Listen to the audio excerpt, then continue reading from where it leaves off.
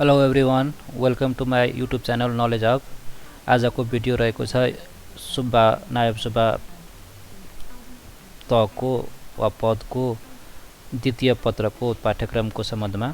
त्यसैले यो भिडियो अन्तिमसम्म हेर्नुहोला र पुरै पाठ्यक्रमको बारेमा द्वितीय पत्रको पाठ्यक्रमको बारेमा जानकारी पाउनुहोला। लोक सेवा आयोग अप्राविधिक तर्फका न्याय, परराष्ट्र प्रशासन, लेखा परीक्षण र संसद सेवा, राजपत्र अनङ्कित प्रथम श्रेणी नायब सुब्बा वा सोसर पदको खुल्ला प्रतियोगितात्मक परीक्षाको पाठ्यक्रम। द्वितीय पत्र समसामयिक अध्ययन र सेवा व्यवस्थापन। खण्ड ए जम्मा 35 अङ्क, 5 प्रश्न, 5 अङ्क प्रति प्रश्न गरी 25 अङ्क तथा एक प्रश्न 10 अङ्क गरी जम्मा 35 अङ्क। 1. नेपालको भौगोलिक, सामाजिक र आर्थिक अवस्था।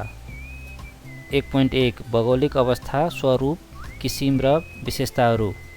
1.2 राजनीतिक भूगोल। 1.3 हावा, पानी र जल सम्पदा, स्थिति र महत्त्व। 1.4 वन सम्पदा, अवस्था र महत्त्व तथा वन विनाशका कारण र संरक्षणका उपायहरू। 1.5 प्रचलित प्रमुख धर्म, जात, जाति, भाषा, भाषी र संस्कृति। 1.6 आर्थिक विकासका पक्षहरू, कृषि, उद्योग, व्यापार, पर्यटन, रोजगार र पूर्वाधार। 1.7 आर्थिक विकासका संवाहकहरू, सार्वजनिक क्षेत्र, निजी क्षेत्र र सरकारी क्षेत्र। 1.8 योजनाबद्ध विकास क्रम र चालु आवधिक योजनाको जानकारी। 1.9 जनसङ्ख्या व्यवस्थापन, सहरीकरण र बसाइसराई। 1.10 वातावरण व्यवस्थापन, जैविक विविधता, वातावरण प्रदूषण, जलवायु परिवर्तन र दिगो विकास।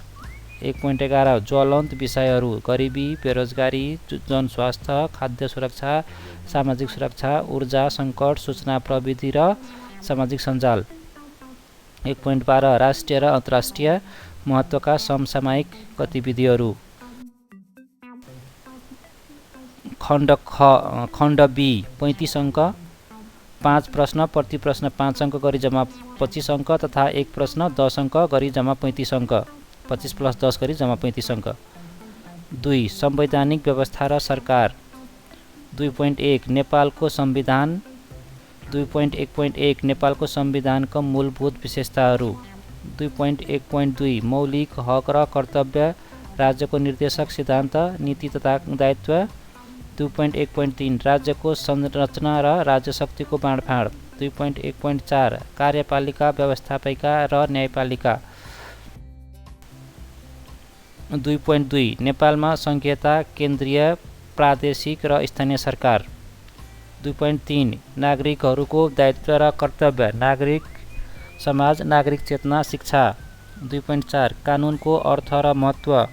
2.5 कानुनको स्रोतहरू तथा नजिर। 2.6 कानुनी राज्यको अवधारणा र महत्त्व। 2.7 समावेशीकरण र समानुपातिक प्रतिनिधित्व। 2.8 लोकतन्त्र र मानव अधिकार। 2.9 सूचनाको हक र पारदर्शिता। 2.10 विद्युतीय सुशासन। 2.11 सुशासन, सदाचार प्रवर्धन, भ्रष्टाचार नियन्त्रण र भ्रष्टाचार निवारण सम्बन्धी कानुन। खण्ड सी 30 अङ्क, 4 प्रश्न प्रति प्रश्न 5 अङ्क गरी 20 अङ्क तथा एक प्रश्न 10 अङ्कको, यसरी जम्मा 20 + 10 गरी 30 अङ्क। 3 सार्वजनिक सेवा सञ्चालन एवं व्यवस्थापन। 3.1 कार्यालय व्यवस्थापन। 3.1.1 कार्यालय र कार्यालय व्यवस्थापनको अवधारणा र महत्त्व।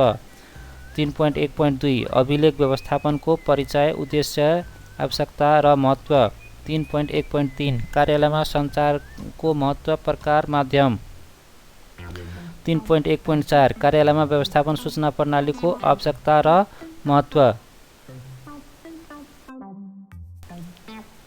3.2 लेखा प्रणाली र राजस्व प्रशासन। 3.2.1 सरकारी लेखा प्रणाली र लेखा परीक्षण सम्बन्धी जानकारी। 3.2.2 सरकारको आर्थिक कार्य प्रणालीको जानकारी। 3.2.3 जिन्सी श्रेष्ठता प्रणाली, राजस्व श्रेष्ठता प्रणाली र धरोटी श्रेष्ठता प्रणाली। 3.2.4 राजस्व प्रशासन, कर, भन्सार, अन्तःशुल्क सम्बन्धी जानकारी। 3.2.5 सरकारी बजेट सम्बन्धी जानकारी। 3.3 निजामती सेवा। 3.3.1 नेपालको निजामती सेवाको गठन, पदपूर्ति गर्ने तरिका र प्रक्रियाहरू, सेवा सुविधा, आचरण, सजाय र वृत्ति विकास सम्बन्धी निजामती सेवा ऐन र नियमावलीमा भएका व्यवस्थाहरू। 3.3.2 निजामती सेवामा जनशक्ति योजना, विकास र व्यवस्थापन। 3.3.3 प्रदेश तथा स्थानीय सेवा। 3.4 सार्वजनिक सेवा प्रवाह। 3.4.1 अर्थ र महत्त्व। 3.4.2 सार्वजनिक सेवा प्रवाह गर्ने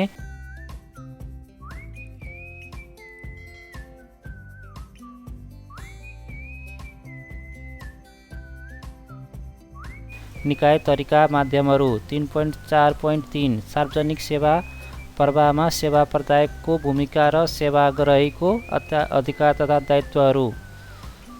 द्रष्टव्य उल्लेखित विषयसँग सम्बन्धित सबै संवैधानिक व्यवस्था र सम्बन्धित ऐन तथा नियमावलीको बारेमा सामान्य जानकारी राख्नुपर्नेछ। धन्यवाद।